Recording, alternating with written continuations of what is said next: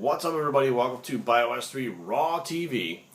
Today I'm going to switch gears a little bit and go from the physical aspect of bodybuilding into the mental aspect of bodybuilding, because the physical aspect is actually the easy part. And a lot of the questions I get about the physical part directly relate to the mental part, which is why I'm able to do the things that I do, why I'm able to stick to a diet, why I'm able to say, look, I just decided not to do a show, but I'm 48 hours out, so I'm going to cut everything that I was doing and drastically change things to diet myself back into the show in 2 days and be better. Mentally, how do you do that? How do you progress from being full-blown off-season, going into like a post-anabolic rebound after a show, into I'm going to reverse gears and make my body go the opposite way and try to be hard as I can and full and produce a better package than I did the week before? How do you make that mental switch? Now, there's Bruno over here pushing around on the chair. That's why you see me moving around. Of course, I'm making a video and he has to come rolling through. That's what he does. He'll eat and then he'll come sit under the table while I do this. And there's a book that I got. My friend Christina Lee had bought me a book called The Way of the Peaceful Warrior. Okay?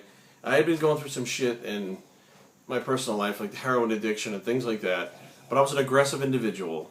And she thought that this book could help me. And basically I took the book and kind of threw it aside for a couple of years and didn't really pay attention to it. When I finally read it, I realized, okay, there's a lot more to what's going on with me in here than here. So this will follow this. Okay, fine. You make that connection. Body follows the mind. Good. Now, there was another book that the same guy wrote, Dan Millman, called what's the name of the book? The Guide to Daily Life. Peaceful Warrior's Daily Guide to Life. And it really explains 3 aspects about your inner self that are super important for you to understand what they are, how they work, and how you control them. Not just to be a better bodybuilder, but to be a better person in general, period.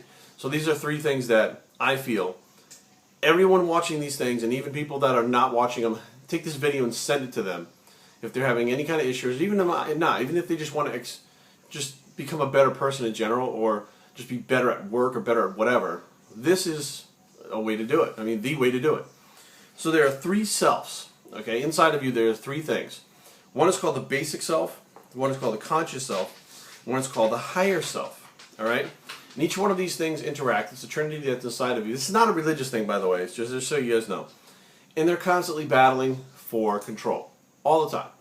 So let me start with the basic self. The basic self, sometimes been called the inner child, because the qualities, motivations, and characteristics of the consciousness closely resemble those of a 4 to 7-year-old child. Okay? Like young children, basic selves share the common qualities, yet basic selves show more strength, confidence, and understanding than others. So what this is I want that cookie. I don't want to diet. I want this, I want that, wah, wah, wah, wah, wah. That's your basic self, okay? That's your basic need. That's like acting like a kid. Kids don't know any further than I want that. They don't know why they want it, they don't know what it is, they don't know what it does, but they just want that, okay? So that's your basic self. And that one gets people in trouble a lot of time. See that girl over there? I want to take her home tonight. Well, she's got a 320-pound UFC fighting boyfriend. I don't care. I want that girl. So your basic self is going to get you in trouble and get your ass kicked. That's pretty much how that works. Okay, your conscious self serves as the center of logic, reason, and discrimination, all necessary tools for life. Its major function involves conscious learning so that we can better adapt and thrive in our environment. Okay? Now, this conscious one is like the adult. Okay? The adult is the one who is the basic self says, I want that. And the conscious self says, well, why do you want it? Well, I don't know. Okay. Well, then what do you want it for? So what's so bad?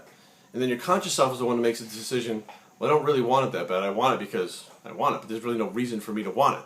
See what I'm saying? So although there are 2 different things happening, it's still you. You know, like when I buy something online, like, oh, I want that, I buy it. And then when I get it, I'm like, it's cool, but what did I really need it for? So that's my basic self buying it. My conscious self, once I get it, realizing, dude, you didn't really need this. What the fuck is wrong with you? Now, these things fight back and forth all the time, knowing which one is taking place and when it's happening. And I'm not talking like we get split personalities or multiple personalities and shit. What I'm talking about is inner struggles within you and understanding you and how the way things work. Okay? The last one is called the higher self. It is an aspect of our consciousness, sometimes referred to as a guardian angel. Okay, what it does, the higher self manifests qualities of selfless courage, love, compassion, wisdom, altruism, and joy. This is one that I have really had to learn how to get in touch with. And it has to be selfless. And to say, you know what, I'm not going to buy that thing online because someone else needs it a lot more than I do. And if I buy it and they didn't have a chance to get it, it could affect them a lot more than it could affect me just because I want it. That's your higher self thinking, okay? And each one of these selves actually do play a part in just about everything you do in daily life. Now, my basic self goes, bodybuilding-wise, I don't want a fucking diet. I'm so sick of eating fucking yogurt or eating fucking chicken or eating beef and bison. I fucking don't want it. I want a goddamn burrito and I want it fucking now. See, it throws a temper tantrum. The conscious self goes, well, why do you want it? You're really nourishing your body with these foods. So it's not a matter of that you need it or you need to be nourished. What do you really want it for? And then your higher self says, I get it. Okay, I understand. You're just sick and tired of it because it's the same thing over and over again. You want something different. Okay?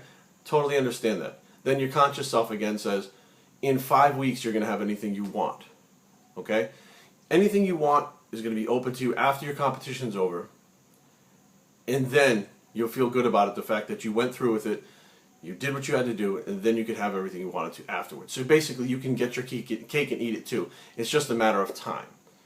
So these are the decision-making processes, and this is how they work. Your basic, conscious, and higher self. Now, the basic self is the one that's basically the one that pops up first. In me, it's always like, I want, I don't want, why can't I? And then the conscious self. So I've had to forcefully, as soon as I recognize that I'm having an issue with, a heroin issue. I want more heroin, I want to get high, I don't want to feel. The conscious self says, the problem is not gone, it's still there. You're masking it. The higher self says, I understand you're in pain. You don't want to be in pain. This is a way for you to not be in pain. But it's not the right way. And then the basic self sees, okay, it's not the right way. But it's also okay to have the basic self win once in a while. Like last night, hey, it's post-competition. I'm not gaining fat. I want Taco Bell at 9:30 at night before I go to bed. I want to drink a half a gallon of milk before I go to bed of my vitamin D whole milk. I poured liquid beef aminos inside of it, the chocolate flavored liquid beef aminos, which is like Hershey syrup. And I had a protein packed glass of milk before I went to bed last night. Why not? The conscious self says, why not? You did your job. You did what you had to do. You're not getting fat. And the higher self says, go ahead, feel good for a little while. It's fine. Go ahead. It's okay right now. See how they all blend together? So once you've learned what these are, how they work together, the sky is the limit as to what decisions you could make and what path you can go down. And if you're making wrong decisions, the reason why you're making the wrong decisions is these three selves are arguing and fighting, and they're not taking care of one another to where you can make the proper decisions. So I hope this gives you guys a little bit of light. I'm not a psychologist, and this is not a psychology class or Psychology 101. This is Improving Yourself 101 on all aspects, not just bodybuilding, but being a higher level of yourself. BioStraining@gmail.com. Leave comments down below. I'm BioS3, and I approve this message. And wear the milk bicep. Out.